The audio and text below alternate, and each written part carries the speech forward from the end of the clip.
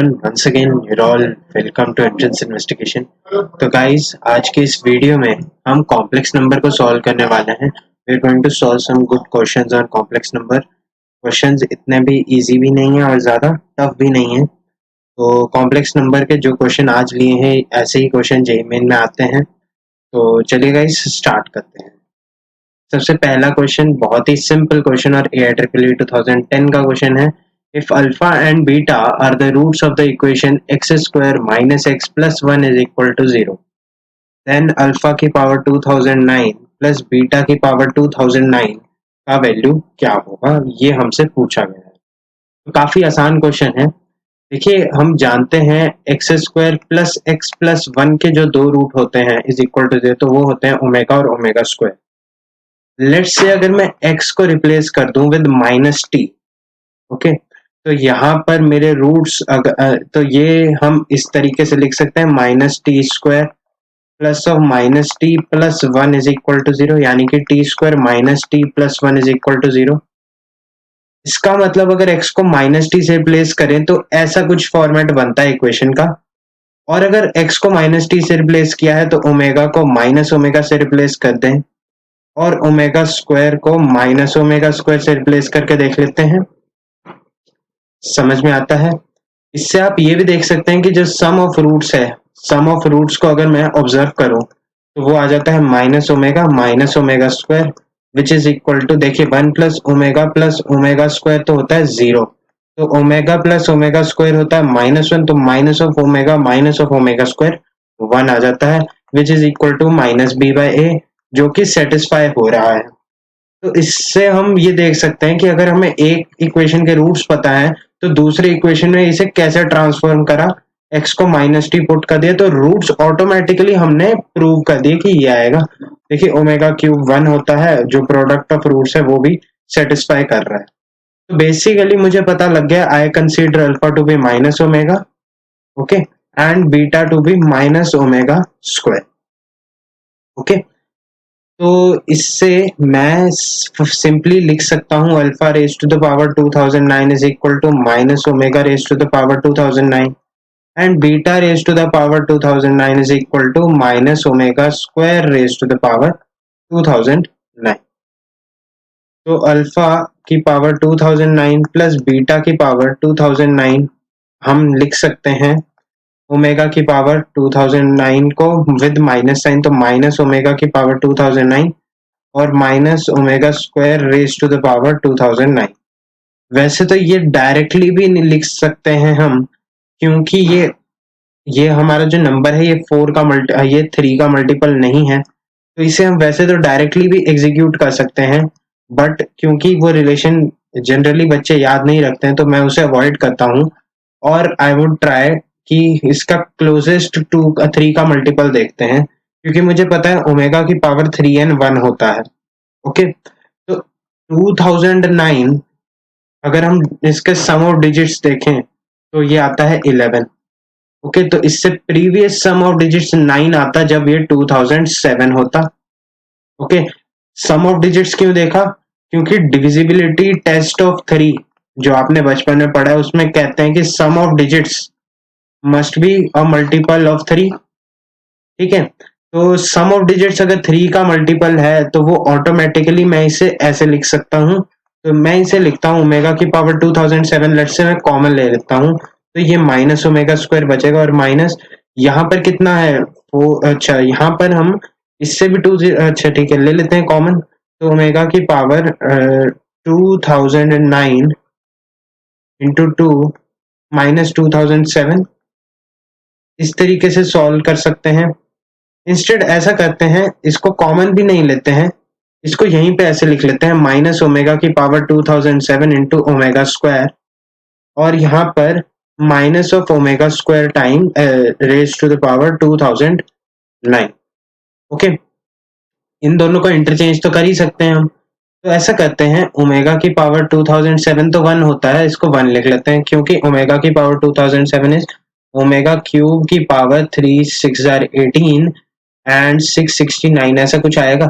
Anyways कोई भी n आएगा ये 1 ही आएगा हमेशा, तो ये आ जाएगा minus omega square raise to the power 2009। तो इसको हम लिख सकते हैं minus omega square minus of omega की पावर 2009 का स्क्वायर। इंटरचेंज कर सकते हैं, ये 2009 इंटू टू को हम इंटू टू को 2 इंटू 2009 करके लिख लिया, एक तरह से वही किया है। अब ओमेगा की पावर 2009 जो है that is equal to omega की पावर 2007 इंटू ओमेगा स्क्वायर। तो ये तो 1 है, तो ये इसे ओमेगा स्क्वायर लिख लेते हैं, ये ओमेगा की पावर 4 बन जाएगा। और मुझे पता है कि ओमेगा की पावर 4 ऑटोमेटिकली ओमेगा होता है क्योंकि ओमेगा क्यूब 1 होता है। तो इसीलिए मैं यहाँ पर कह सकता हूँ कि minus of omega square minus of omega लिखा गया है। और मुझे पता है 1 प्लस ओमेगा स्क्वायर का वैल्यू 0 होता है, तो ओमेगा स्क्वायर प्लस ओमेगा का वैल्यू -1 होता है, तो इस वाली चीज का वैल्यू 1 आ जाएगा। 1 आ जाएगा तो आंसर बी हो जाएगा। काफी easy question, this is a very easy question, provided आप दो चार चीजें ध्यान रखें कि ओमेगा की पावर 3 एंड 1 होता है, उसे जनरेट कैसे करना है। उसके अलावा ये चीज ध्यान रखें कि पावर्ड है रूट्स में, तो पावर का ध्यान रखना है। और ट्रांसफॉर्मेशन की, अगर इसके रूट ओमेगा और ओमेगा स्क्वायर है तो इसके रूट माइनस ओमेगा और माइनस ओमेगा स्क्वायर होंगे। हालांकि कई लोगों को ये इक्वेशन के रूट भी याद होते हैं, जैसे मैं तो याद रखता हूँ, पर मुझे पता है कि x equal to minus t डाल सकता हूँ मैं, और मेरे पास ये वाली इक्वेशन इस फॉर्मेट का बन जाता है। तो इसका मतलब इसके रूट्स भी वैसे ही ऑटोमेटिकली ट्रांसफॉर्म कर जाएंगे। तो ये काफी अच्छा क्वेश्चन था, पर काफी सिंपल भी था। ओके, नेक्स्ट क्वेश्चन पे मूव करते हैं। ओके गाइस, सो इस क्वेश्चन में है if z is a complex number of unit modulus, यानी कि मॉड z इसने 1 दिया गया है, and argument theta, argument of z is theta. Okay, then the argument of 1 plus z upon 1 minus 1 plus z bar, इसका argument बताना है क्या होगा। ओके, सबसे पहली बात, अगर हमारे पास मॉडुलस और आर्गुमेंट दिया गया है, हम इसे पोलर फॉर्म में रिप्रेजेंट कर सकते हैं या आइलर फॉर्म में रिप्रेजेंट कर सकते हैं। तो मैं इस समय पोलर फॉर्म से रिप्रेजेंट करके ट्राई करता हूँ। देखिए, मॉडुलस 1 दिया गया और आर्गुमेंट थीटा है, तो ये आ जाएगा कॉस थीटा, z आ जाएगा cos theta plus iota sine theta. Simple सी रिलेशन है, आर्गुमेंट अगर हमें दिया है तो I can assume z to be cos theta plus iota sine theta. Okay, तो अब मुझे ये पता लग गया, तो मैं इसमें पुट कर लेते हैं। पहले कंसीडर करते हैं 1 plus z upon 1 plus z bar, इसको कंसीडर करते हैं। तो ये आ जाएगा 1 plus cos theta plus iota sine theta upon 1 plus cos theta. अब यहाँ पर जेड बार आ जाएगा cos theta minus iota sine theta आ जाएगा, तो ये आ जाएगा minus iota sine theta z bar के लिए। ठीक है, तो यहाँ पर माइनस आयटा साइन थीटा आ जाएगा। इसको मैं 2 कॉस स्क्वायर थीटा लिख लेता हूँ और इसे मैं 2 साइन थीटा कॉस थीटा करके लिख लेता हूँ। तो I can write it to be simply just like this. Oh sorry, okay, so इसको मैं ऐसे लिख सकता हूँ 2 cos square theta by 2 plus 2 sine theta by 2 cos theta by 2 times iota upon 2 cos square theta by 2 plus minus 2 sine theta by 2 cos theta by 2 iota. Right, तो ये बन जाएगा मेरा, ये बन जाएगा automatically, this would become cos theta by 2 common लिया तो this will become 2 cos theta by 2 common लिया तो ये आ जाएगा cos theta by 2 plus iota sine theta by 2 upon cos theta by 2 minus iota sine theta by 2। अब ऐसा करते हैं, इसको इसी तरीके से लिख लेते हैं, cos theta by 2 plus iota sine theta by 2 से फैक्टराइज कर देते हैं। ओके, साइन थीटा बाय 2 देख लो, AIEEE का क्वेश्चन है। राइट, तो ये आ जाएगा cos square minus eta square sine square, यानी कि cos square plus sine square बन जाएगा। ये करके दिखा देते हैं, चलिए। ये आ जाएगा cos theta by 2 plus iota sine theta by 2 का square, cos theta by 2 plus iota sine theta by 2 का स्क्वायर आ जाएगा, और डिनोमिनेटर में यहाँ पर आ जाएगा cos square theta by 2 minus I square sine square theta by 2। ये मेरा z डैश ले लिया है मैंने ना, consider I have considered this, I consider this to be z dash for my simplicity।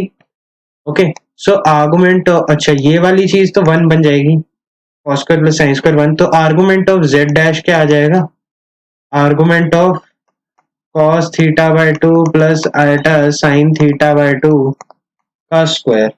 Okay, मुझे पता है कि किसी नंबर का स्क्वायर करेंगे तो वैसे तो आर्गुमेंट की प्रॉपर्टी से नीचे चला जाता है, तो इसे उस तरीके से करा जा सकता है। तो ये आ जाएगा 2 argument of cos theta by 2 plus iota sine theta by 2। This is argument of z dash, right. तो आर्गुमेंट ऑफ दिस थिंग क्या होता है, cos theta by 2 plus iota sine theta by 2, इसको लोकेट करते हैं। तो अगर ये थीटा बाय 2 है तो यहाँ पर हमारा ये वाला कोऑर्डिनेट है cos theta by 2 comma eta sine theta by 2। Okay, ये मेरा 0 0 से मैंने ये ऐसे बना दिया। ओके, तो ये मेरा कोऑर्डिनेट आ जाएगा उसका, तो इसका आर्गुमेंट थीटा बाय 2 ही रहेगा, तो ये आ जाएगा theta by 2 times 2 that is theta. तो आर्गुमेंट ऑफ z डैश आ जाएगा थीटा। पहली बात ये हो जाएगी। अगर इसे सॉल्व भी करते तब क्या आता, तभी आता cos square theta by 2 minus sign square theta by 2 plus 2 eta cos theta by 2 sine theta by 2। Okay, तो ये आ जाता ऑटोमेटिकली cos 2 थीटा, यानी कि cos 2 times theta by 2 cos theta plus eta 2 sine theta cos theta को sine theta लिख लेते हैं, और इसका आर्गुमेंट करेंगे वो भी ऑटोमेटिकली थीटा आएगा। तो दोनों वेज में चल जाना था। ये प्रॉपर्टी याद है तो थोड़ा सा जल्दी हो गया।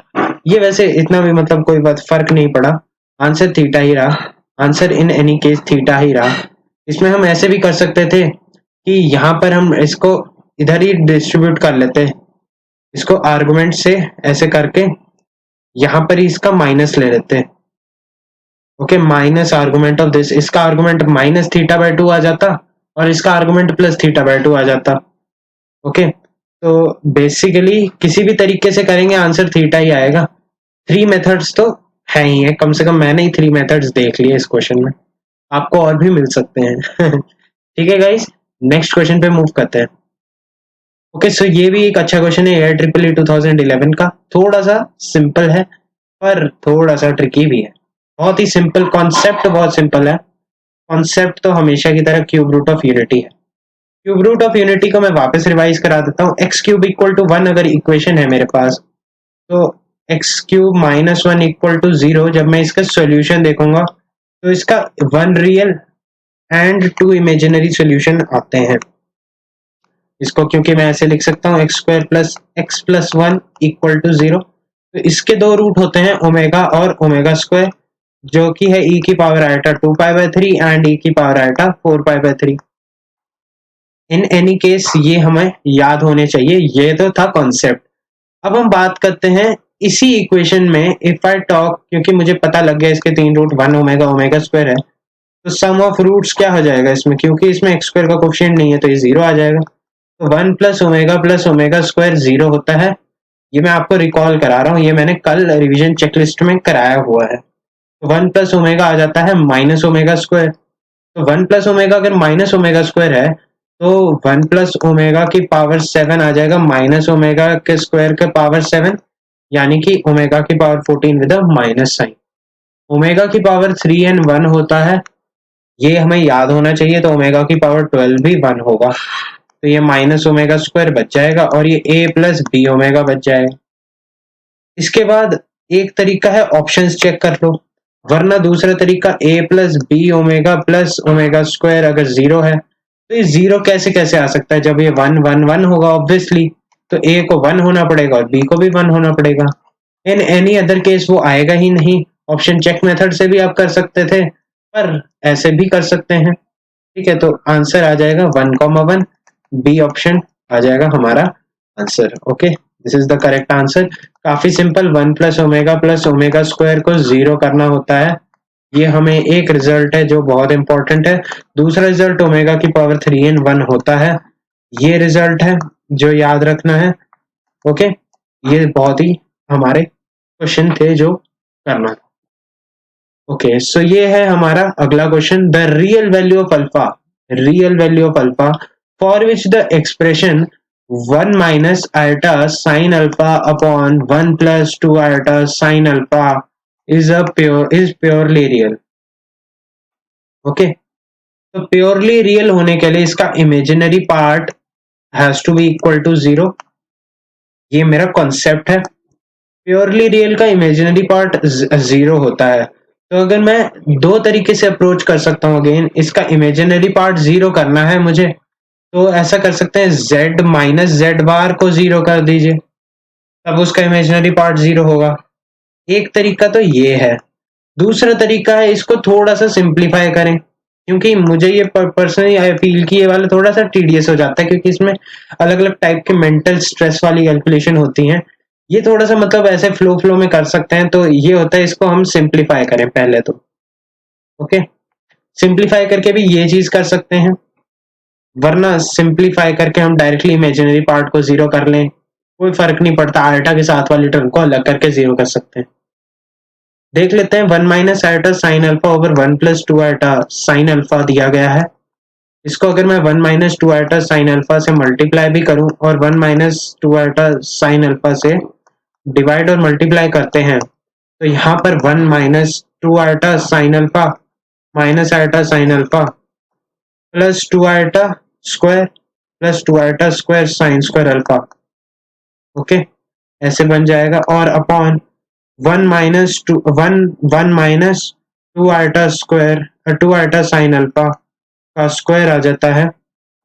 ये मेरा z था, I am considering this to be my z।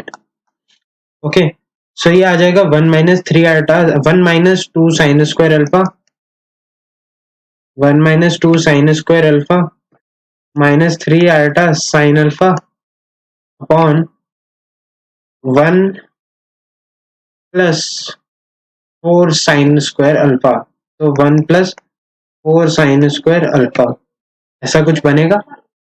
सही है, ये ऐसा कैलकुलेशन करके बनेगा। अब इसका इमेजिनरी पार्ट देख लेते हैं z का। तो इसका इमेजिनरी पार्ट है -3 sign alpha upon 1 plus 4 sine square alpha. इसको अगर हम 0 कर दें तो साइन अल्फा का वैल्यू 0 होता है, तो अल्फा का वैल्यू n पाई आ जाता है। अल्फा का वैल्यू n पाई होता है, ये हमने ट्रिग्नोमेट्री में देखा था। ट्रिग्नोमेट्री की रिवीजन चेकलिस्ट भी देख सकते हैं आप, ट्रिग्नोमेट्री की प्रॉब्लम सॉल्विंग भी देख सकते हैं। इसका आंसर सी हो जाएगा। काफी सिंपल इजी क्वेश्चन था, और ऐसा क्वेश्चन जेई मेन में आया हुआ है। This is a previous year question of JEE Main. Okay, next question. Okay, ये देख लीजिए एक और 2016 का question. Value of theta for which 2 plus 3 iota sine theta upon 1 minus 2 iota sine theta is a purely imaginary. ये purely imaginary है, तो purely imaginary होने के लिए इसका रियल पार्ट 0 होना चाहिए। ये आपको डेफिनेशन ध्यान, मतलब ये स्टेटमेंट ध्यान से पढ़ना है कि क्या पूछा गया है। अगर उसने पूछा कि प्योरली रियल है, तो इसमें इमेजिनरी पार्ट 0 होगा। जैसे यहाँ पर प्योरली रियल पूछा था, तो इमेजिनरी पार्ट 0, तो प्योरली इमेजिनरी पूछ लिया तो रियल पार्ट 0। छोटी छोटी गलतियां। अच्छा, ये अब इसमें हम एक तरीका z प्लस जेड बार 0। देखिए कैसे याद रखना है, x plus iota y consider करो। अब इसमें हमें इमेजिनरी पार्ट को 0 करना है, तो अच्छा प्योरली इमेजिनरी है, तो रियल पार्ट को 0 करना है। यहाँ पर z माइनस होगा। अरे यार, पीछे भी गलत कर दिया क्या मैंने। अच्छा, यहाँ पर प्योरली रियल के लिए इमेजिनरी पार्ट 0, इमेजिनरी पार्ट 0 करने के लिए, अच्छा हाँ सही तो कर रहा हूँ। ठीक ठीक, मतलब है ना। तो यहाँ पर z माइनस जेड बार 0 करना है, मतलब रियल पार्ट 0 करना है, तो x plus iota y plus x minus iota y, है ना, ऐसे 0 होगा। तो यहाँ पर 2x 0 करना है ना, तो रियल पार्ट 0 करना है, तो यहाँ पर हमें ऐड करना पड़ेगा ऑब्वियसली। ठीक है, तो इसका हम एक तरीका इसका कॉन्जुगेट ले लें, क्योंकि हमें पता है कि z बार है, तो वो आ जाएगा 2 माइनस 3 आल्टा साइन थीटा ओवर 1 प्लस 2 आल्टा साइन थीटा। फिर हम z प्लस जेड बार को 0 कर लेंगे। ओके, तो उससे हमारा आंसर आएगा, मतलब हमें थीटा में एक रिलेशन मिलेगा, जिसको हमें आंसर इन चारों में से कोई एक आएगा। सेकंड तरीका जो कि मैं प्रेफर करता हूं कि इसे सिंप्लीफाई करूं। ठीक है, कई बार एक्सप्रेशन बहुत सिंपल हो तो बहुत ही बढ़िया है, पर ये स्टैंडर्ड मेथड है, ये जुगाड़ू मेथड है। कोई फर्क नहीं है दोनों में, बस यही बात है कि हमारे लिए डिफरेंस वहीं पे आ जाता है कि हमें स्टैंडर्ड मेथड से जाना है कि जुगाड़ से जाना है। ओके, सो ये देखो कॉन्सेप्ट तो गलत नहीं है ना, तो हम कुछ भी कंसीडर कर लो। तो ये हम अगर इसे सिंप्लीफाई करेंगे तो यहाँ पर आ जाएगा 1 - 4 r² साइन स्क्वायर थीटा। देख लो बहुत ही मतलब सिमिलर टाइप का ही क्वेश्चन है, देख लो, है ना, सिमिलर काइंड ऑफ क्वेश्चन है ये। तो 1 + 4 साइन स्क्वायर थीटा, और यहाँ पर क्या बन जाएगा, अब हमें रियल पार्ट को जीरो करना है, तो इसका रियल पार्ट आ जाएगा 2 + 4 साइन थीटा +3 यानी कि +7 साइन थीटा, और यहाँ पर -6 साइन स्क्वायर थीटा बन जाएगा। तो ये बन जाएगा 2 - 6 sine square theta +7 iota 7 sine theta multiplied by iota upon 1 + 4 sine square theta, right. ये मेरे पास दिया गया है z। अब वैसे तो इधर z बार भी ले लोगे, z बार वाला अब सिंप्लीफाई हर क्वेश्चन में करोगे तब भी कोई दिक्कत नहीं है, पर लोगों को क्या होता है, कंफ्यूजन होने लग जाता है ना कि z - z बार 0 था कि z + z बार 0 था। ठीक है, ये कंफ्यूजन अवॉइड करना है तो बेस्ट तरीका है इस मेथड से जाओ। इसी में हमें क्या है, हमें इसे प्योरली इमेजिनरी बनाना है। प्योरली इमेजिनरी बनाने के लिए रियल पार्ट 0। ठीक है, ऑब्वियस सी बात है ना, ये तो हमने थ्योरी में पढ़ा है, this is a theoretical concept. ठीक है, क्वेश्चन इस पे आते हैं तभी बता रहा हूँ। तो ये आ जाएगा 2 - 6 sine square theta over 1 + 4 sine square theta is equal to 0। ये एक पॉजिटिव क्वांटिटी है, ये नेवर 0 है वैसे भी, और ये नेगेटिव हो नहीं सकती, उससे कोई फर्क भी नहीं पड़ेगा, कोई इनइक्वालिटी है नहीं। तो ये 6 sine square theta equal to 2 आ जाता है, तो sine square theta equal to 2/6 आ जाता है। Sine theta equal to 1/3 plus minus में आ जाता है, 1/√3 आ जाता है। तो आंसर वैसे तो सी है, तो साइन थीटा 1/√3 मॉड मॉड ले लो। ठीक है, या इसको सॉल्व करो प्लस माइनस, ऑप्शन में एक ही दिया था तो हमें वही टिक करना था, तो आंसर सी हो जाएगा। ओके, तो this was another easy question. कुछ नहीं है, वही कॉन्सेप्ट, क्या है कॉन्सेप्ट इसमें भी वही है। ठीक है, ये वाला क्वेश्चन भी वही है और ये वाला क्वेश्चन भी उसी तरीके का है। ओके, नेक्स्ट इस क्वेश्चन को देखते हैं। If 1 + i/1 - i raised to the power x is equal to 1, then देखो ऐसा क्वेश्चन भी आया हुआ है, बहुत पहले आया हुआ है ऐसा क्वेश्चन। ये क्वेश्चन एग्जाम्पलर का है, मैं आपको फ्रेंकली बता देता हूँ, this question is from NCERT exemplar. तो आप इसको सॉल्व करें, this is a good resource, और इससे आपके जेईई मेन के क्वेश्चन आते हैं। मेरे दोनों जेईई मेन में एक एक क्वेश्चन तो मैंने खुद ने किया हुआ था, तो मेरे को याद है कि आए हुए हैं, ऐसे क्वेश्चन आते हैं। ठीक है, और इनफैक्ट आप देखोगे प्रीवियस ईयर उठा के देखोगे, है ना, ऐसा क्वेश्चन भी आपके पास एग्जाम्पलर में मिल जाएगा। ये भी एग्जाम्पलर में ही था और ये प्रीवियस ईयर में आया हुआ है। तो ऐसा नहीं है कि आप मतलब कोई भी बुक को टोटली रिलाई नहीं कर सकते, कुछ बुक्स होती हैं जिन्हें आपको रिलाई कर भी लेना चाहिए। ओके, तो यहाँ पर 1 + i/1 - की power x is equal to 1 है। मुझे x बताना है कि क्या होगा where n belongs to natural numbers. ठीक है, ये है हमारा सवाल। तो इसको हम अगेन सिंप्लीफाई करेंगे, 1 + i² / 1 - i इंटू 1 + i। याद है ना, कॉन्जुगेट से मल्टीप्लाई करते हैं इसके, फिर मल्टीप्लाई डिवाइड करते हैं। ये हमारा मेथोडोलॉजी होती है इस क्वेश्चन को सॉल्व करने की। ये क्या बन जाता है, ये ऑटोमेटिकली क्या बनेगा, ये वाली चीज बनेगी 1 - i² which is equal to 2, क्योंकि i² -1 है, 1 - -1 आ जाएगा 2, तो ये आ जाएगा अपॉन 2, और यहाँ पर 1 + i² + 2 i आएगा, कैंसिल होंगे, ये बन जाएगा 2 i raise to the power x1। 2 से 2 cancel, i raise to the power x1। अरे यार ये तो बहुत सिंपल था, x की power 4, x is equal to 4n।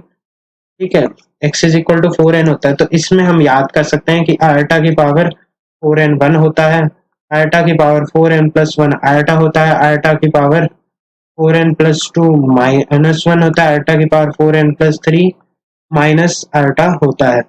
Okay okay, और मुझे अगर डिविजिबिलिटी बाय 4 की बात कर लेते हैं, वो भी चेक करनी पड़ सकती है। तो डिविजिबिलिटी बाय 4 चेक करने के लिए last two digits must be divisible by 4। ये याद रखो, डिविजिबिलिटी टेस्ट ये बच्चों का काम होता है यार, ये 4th क्लास के बच्चे को बताया जाता है डिविजिबिलिटी टेस्ट ऑफ 4, है ना, वो काम का होता है, फिर पता नहीं हमें नहीं लगता काम का, जैसे 132 है ना, या 2132 भी है। ओके, तो यहाँ पर लास्ट 2 डिजिट 32 है, तो वो डिविजिबल होगा, चेक कर लो, 4 से डिवाइड कर लो, 4 5 जा 20, 1 3 3 4 3 जा 12, 1 और ये 2 4 533, तो 533 इंटू 4 होता है 2132। कैसे है, लास्ट 2 डिजिट थे तो मैंने चेक कर लिया कि 4 से क्या फैक्टर आ रहा है। ओके, तो ये छोटा सा कॉन्सेप्ट बहुत ही मतलब लोग इग्नोर करते हैं, this is an ignored concept. Divisibility test जो बचपन में कराए जाते हैं और इम्पोर्टेंट होते हैं वो मैं आपको बता ही रहा हूँ। ओके, जैसे 3 का आपने देखा, 4 का देख लिया, 2 और 5 का याद होता है सभी को, 0 या 5 से जो एंड करता है। 2 का क्या है, इवन होना चाहिए, ठीक है। 9 के लिए सम ऑफ डिजिट डिविजिबल बाय 9 होना चाहिए। ओके, 6 के लिए डिविजिबिलिटी चेक करनी हो तो 2 या 3 से होती है, 2 से डिविजिबल, 3 से डिविजिबल, तो 6 से डिविजिबल हो जाएगा ऑटोमेटिकली। ओके, तो ये जो फंडामेंटल रूल्स हैं ये काफी काम के होते हैं हमारे। 11 वगैरह का करने की शायद जरूरत नहीं है। इनफैक्ट 10 का भी पता है कि 0 में एंड करना चाहिए लास्ट डिजिट, तो 10 से डिविजिबल हो जाएगा। 7 का भी अटपटा सा होता है, 7 का अवॉइड किया जाता है। ओके, तो ये था। नेक्स्ट, ये क्वेश्चन बहुत ही जबरदस्त क्वेश्चन था, मतलब मुझे पर्सनली बहुत अच्छा लगा, क्योंकि इसमें हमारा, मैंने जिस तरीके से इसे अप्रोच किया उसमें मैंने देखा कि यहाँ पर हमें कॉम्प्लेक्स नंबर का ज्योमेट्री देखना है, कॉम्प्लेक्स नंबर की ज्योमेट्री पे क्वेश्चन है, और उसके अलावा कोऑर्डिनेट ज्योमेट्री पे भी सवाल है। तो दिस इज अ 2 in 1, तो 2 in 1 है, तो ये जेईई मेन का अच्छा क्वेश्चन है। ओके, मैं नहीं कहूंगा एडवांस का है, बहुत ही इजी क्वेश्चन है, जेईई मेन का ही है। देखिए, number of point of intersection of curves represented by argument of z minus 2 plus 7 iota, मैं इसे थोड़ा सा सिंप्लीफाई करके लिख लेता हूँ, is equal to cot inverse 2, जिसको मैं सिंप्लीफाई करके tan इनवर्स 1/2 लिख सकता हूँ, and argument of z minus 5 iota upon z plus 2 minus iota is equal to plus minus π/2। Concept revision करते हैं सबसे पहले। कॉन्सेप्ट रिवीजन इसके हिसाब से क्या कहता है, कॉन्सेप्ट को रिविजिट करते हैं, हालांकि आप लोगों को चेकलिस्ट देखनी चाहिए। तो ये z माइनस जेड नॉट अगर आए and is equal to some theta, है ना, तो this represents a ray originating from z not at an angle theta, at angle theta from positive axis, ये हमें पता है। ओके, तो इससे मैं क्या कह सकता हूँ कि यहाँ पर अगर मेरा z नॉट कोई कॉम्प्लेक्स नंबर के पोजीशन है, तो ये थीटा एंगल पे ओरिजिनेट करने वाली रे है, यानी कि ये थीटा है, तो इसका स्लोप हो जाएगा tan थीटा।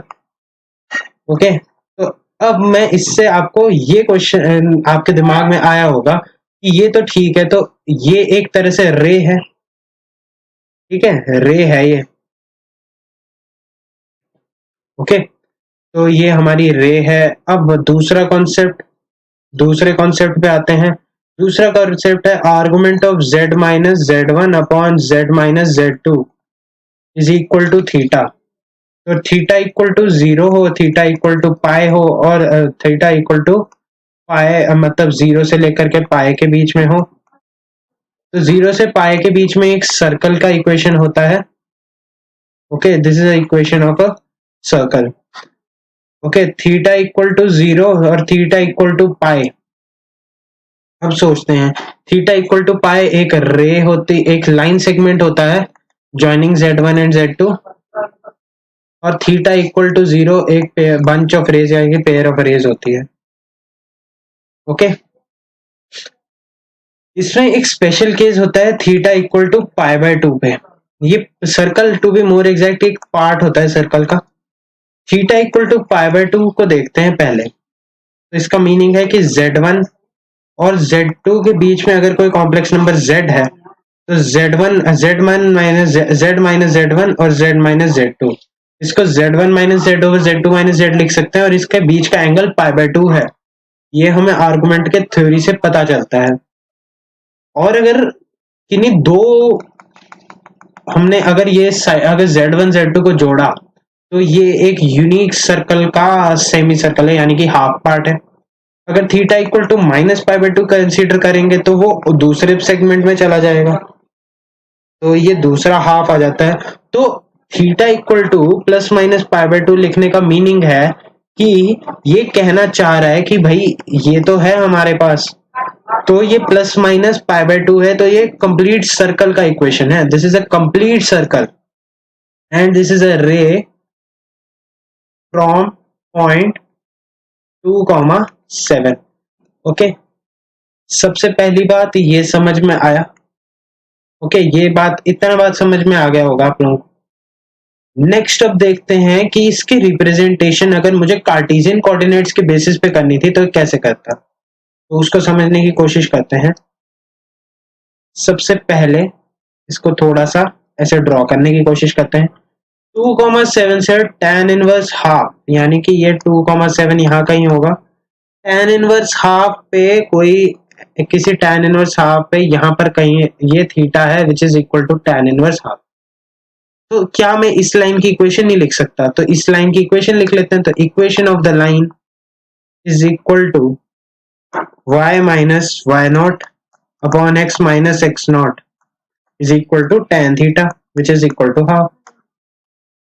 ओके, तो यहाँ पर y minus 7 is equal to into 2 is equal to x minus 2, तो 2y minus x minus 12 is equal to 0 आ जाती है लाइन की इक्वेशन। तो ये लाइन की इक्वेशन है x minus 2y plus 12 is equal to 0। अब इस सर्कल की इक्वेशन को देखते हैं भाई। तो ये सर्कल कुछ इस तरीके से होगा। अच्छा, पहले तो ये हमारी ये जो दो पॉइंट है, ध्यान से देखना, ये जो दो पॉइंट है डायमेट्रिकली ऑपोजिट एंड्स है ना, तभी तो ये π/2 एंगल वाला सबटेंशन है। तो डायमेट्रिकली ऑपोजिट एंड्स के लिए क्या होता है, x minus x1 times x minus x2 plus y minus y1 times y minus y2, right. तो ये ऐसे होता है। तो इसी में मैं इसे ऐसे लिख सकता हूँ, ये वाला पॉइंट 5 आयोटा है, लेट्स से ये 5 आयोटा है, और ये आ जाएगा 2, -2, 1। तो ऐसा करते हैं, इसे -2, 1 कर लेते हैं यहाँ वाले पॉइंट को ना, और ये सर्कल 0,5 से पास कर रहा है। ये डायमेट्रिकली ऑपोजिट एंड्स हैं, तो क्या इस सर्कल का इक्वेशन लिखा जा सकता है? आंसर इज बिल्कुल लिखा जा सकता है। इसका इक्वेशन आ जाएगा x minus x1 times x minus x2 plus y minus y1 times y minus y2 is equal to 0। तो x square plus 2x plus y square minus 6y plus 5 is equal to 0 आ जाएगा। तो ये आ जाएगा x square plus y square plus 2x minus 6y plus 5 is equal to 0। ये आ जाएगी इस सर्कल की इक्वेशन। तो ये सर्कल ऐसा कुछ आएगा। रेडियस और सेंटर देख लेते हैं, इसका सेंटर क्या आ जाएगा। ओके, तो सेंटर इसका जो आएगा वो आ जाएगा -2, अच्छा -g, अच्छा ये 2gx है तो -1, 3 आ जाएगा। और इसका जो रेडियस है वो g square plus f square minus c is equal to 0 का under root is equal to r। तो इसका रेडियस आ जाएगा √5। ओके, तो ये आ जाएगा -1, 3, और इसका रेडियस अगर मैं देखूं तो ये √5 आ जाएगा। इतनी बात तो ठीक है। अब इसे हम थोड़ा सा रिप्रेजेंट कर लेते हैं, कर उसको ग्राफ पे। पहली बात 3 बहुत ही मतलब -1 है और यहाँ -√5 है, तो इसका मतलब यहाँ से अगर हम इधर से ड्रॉ करें 3 है और यहाँ पर √5 पे था मेरा रेडियस, ये √5 है मतलब ये डिस्टेंस। तो सबसे पहली बात ये ऐसे कुछ आया होगा एक्स एक्सिस के लिए। एक्स एक्सिस से देख सकते हैं कि 3 यूनिट ऊपर है और इसका रेडियस √5 यूनिट ही है, तो 3 इज ग्रेटर देन √5, तो इसलिए ये कुछ इस तरीके से आएगा। और अगर y एक्सिस से डिस्टेंस देखें तो ये -1 के दूरी पर है, पर √5 बड़ा है, तो ये इंटरसेक्ट कर जाएगा कुछ इस तरीके से। ओके, इसका यहाँ वाला एंड पॉइंट कितना आएगा वो सोचते हैं। देखिए ये आ जाएगा 0,5। ओके, 0,5 एक पॉइंट है, इसका एंड पॉइंट 0,5 जो हम देख सकते हैं। इसके अलावा ये आ जाएगा √5 - 3 आ जाएगा। ओके, -1, √5 - 3, ये वाला 3 था और ये √5 - 3 आ जाएगा। ओके, ये उल्टा तो नहीं कह दिया, अरे यार -1 से होना था, सॉरी सॉरी। तो ये आ जाएगा √5, ये पूरा डिस्टेंस है, ये दूरी 1 है, तो ये √5 - 1 आएगी। I am so sorry for that.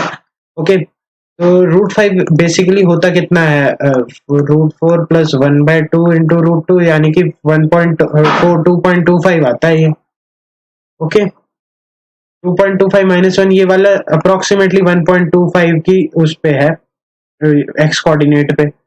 Y से हमें उतना मतलब नहीं है, वाई तो हमारा 3 ही रहेगा। ओके, अब हम देखते हैं कि यहाँ वाला पॉइंट कौन सा है, ये 2,7 है, तो ये कहीं ना कहीं इधर तो कहीं इंटरसेक्ट वैसे ही नहीं कर रहा, 2 इधर कहीं दूरी पे होगा और 7 बहुत ऊपर है, तो इधर से ओरिजिनेट हो रही है। ओके, पर हमें नहीं पता, लेट्स से ये वाली रे कैसे जाएगी, मैं थोड़ा सा क्लियर करता हूँ। ठीक है, पहले इसे एक बार क्लियर कर लिए, ये हमें दिख गया कि ये कैसे, ये तो ड्रॉ कर लिया। अब हम रे को स्केच पहले लाइन को स्केच करते हैं। ये वाली लाइन जो है, ये 2y -x -12 है, तो अब पहले हमें ये देखना पड़ेगा कि कहीं ये इस पे कहाँ लाई करते हैं। तो लाइन एंड सर्कल का कॉन्सेप्ट होता है ना, जो जिसमें हम देखते हैं कि कोई लाइन सर्कल से कितनी दूरी पर है, मतलब कितनी दूरी पर है। तो बेसिकली वो चेक करने के लिए हमें सेंटर से डिस्टेंस देखते हैं। अगर वो ग्रेटर देन रेडियस आए तो वो बाहर से निकल जाएगी, अगर वो लेस देन रेडियस आए तो वो अंदर से जाएगी, और अगर वो इक्वल टू रेडियस है तो वो इसी पॉइंट से चली जाएगी। ठीक है, तो लाइन की इक्वेशन मुझे पता है, x-2y या x-2y + 12 = 0। अगर मैं इसका डिस्टेंस देखूं फ्रॉम द पॉइंट -1, 3, तो उसका डिस्टेंस आ जाएगा -1 प्लस अच्छा -2i/3 + 12 अपॉन √2² + 1², यानी कि √5। तो ये 12 में से 7 गए तो 5, तो ये √5 बन गया। अब अगर √5 बन गया तो ये तो टेंजेंट की तरह बिहेव करेगी, तो टेंजेंट की तरह बिहेव करेगी, तो इसका तो एक पॉइंट ऑफ इंटरसेक्शन आना चाहिए। तो क्या आंसर 1 है? आंसर 1 नहीं है भाई। क्यों नहीं है? रीजन बीइंग कि ये देखो, तुम्हारी रे इधर से ओरिजिनेट कर रही है और वो इस साइड पे जा रही है। उसने कभी भी नहीं कहा कि ये मेरा लोकस है, ये मेरा लोकस नहीं है, ये मेरी लाइन की इक्वेशन है। तो ये टेंजेंट है, ये पॉइंट ऑफ इंटरसेक्शन बन सकता है, बिल्कुल बन सकता है।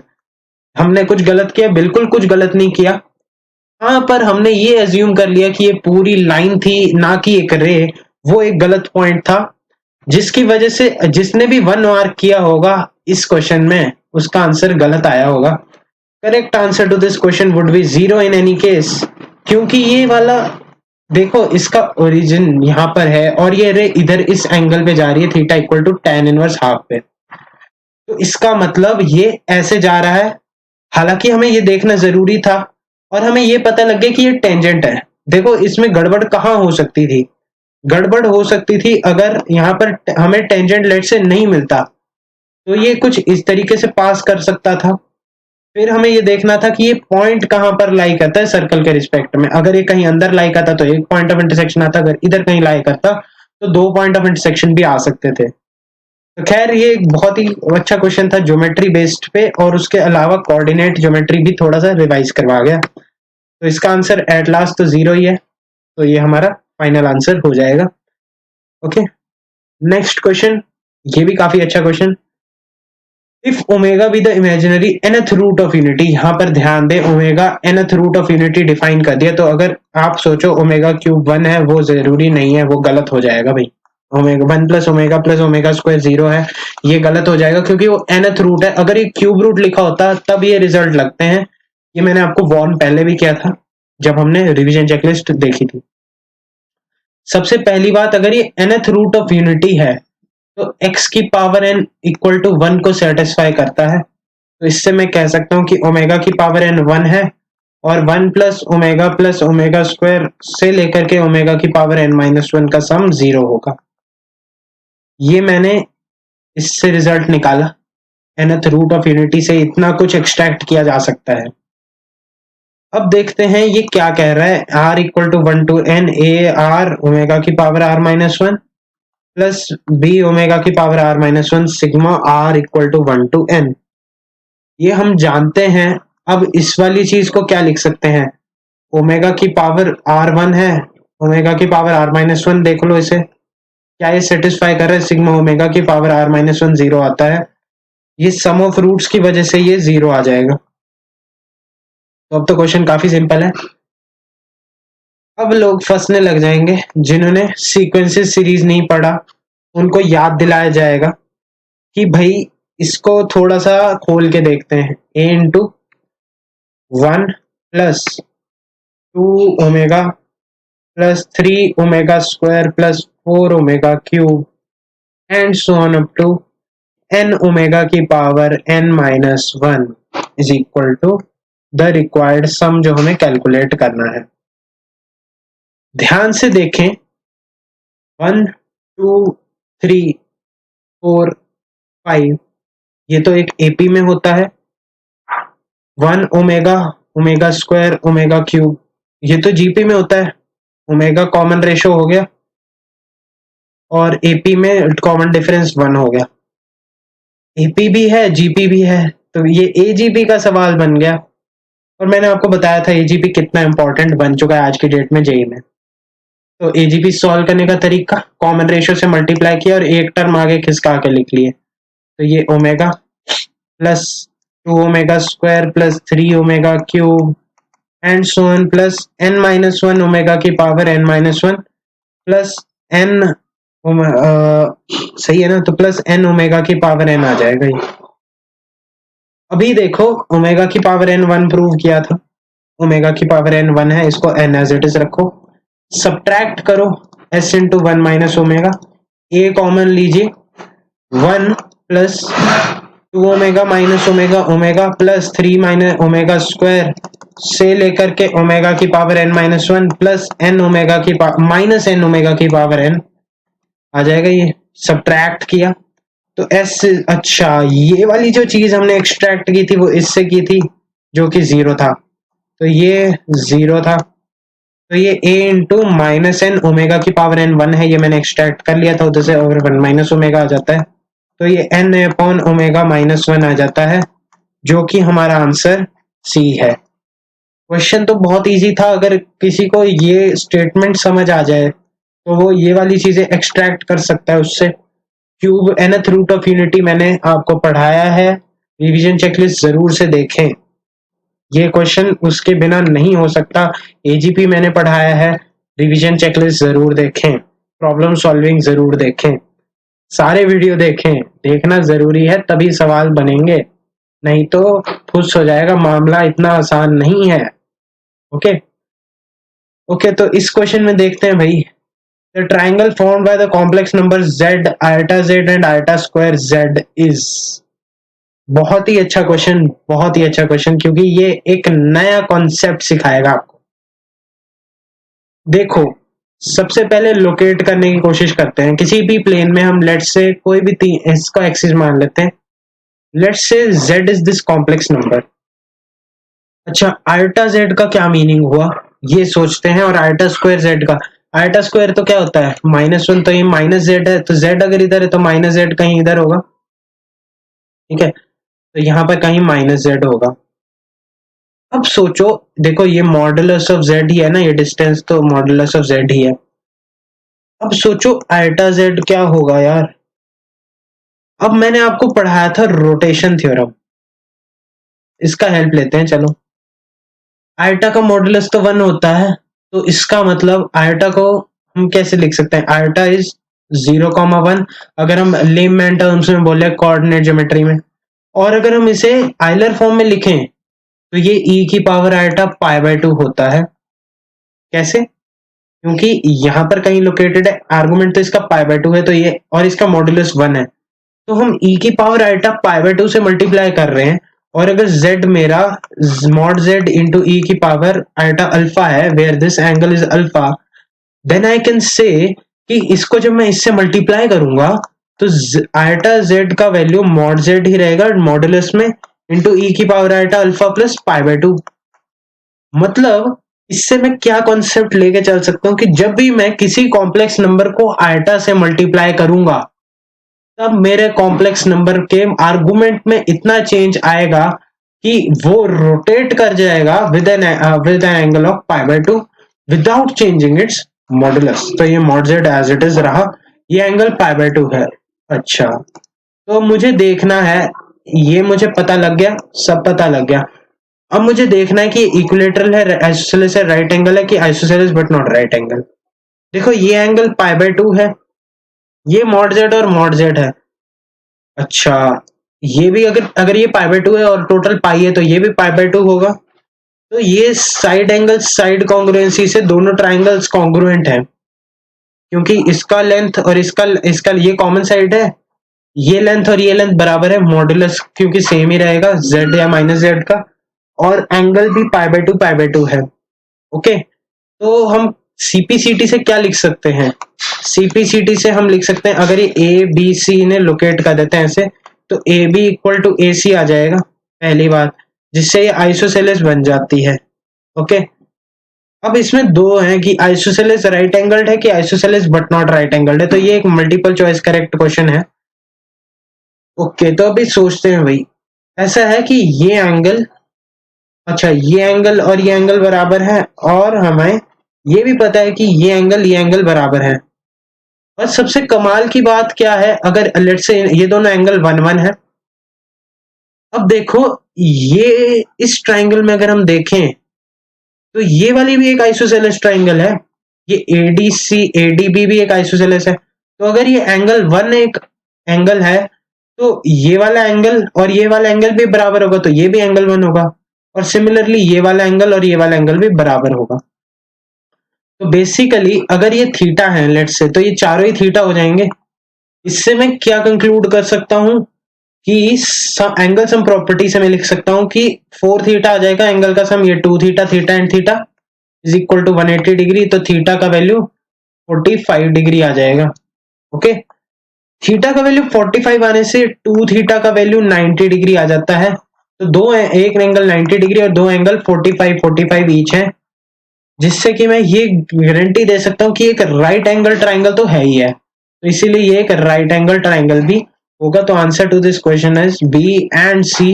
This was a multiple choice correct question, और this was a purely geometry based plus some application, standard application of rotation theorem. Iota से मल्टीप्लाई करने से क्या होता है, आयटा स्क्वायर से मल्टीप्लाई करने से क्या होता है, ये सब इस क्वेश्चन ने हमें सिखाया। ओके गाइस, सो आज के लिए इस वीडियो में इतना ही, मिलते हैं अगले वीडियो में। Until then bye.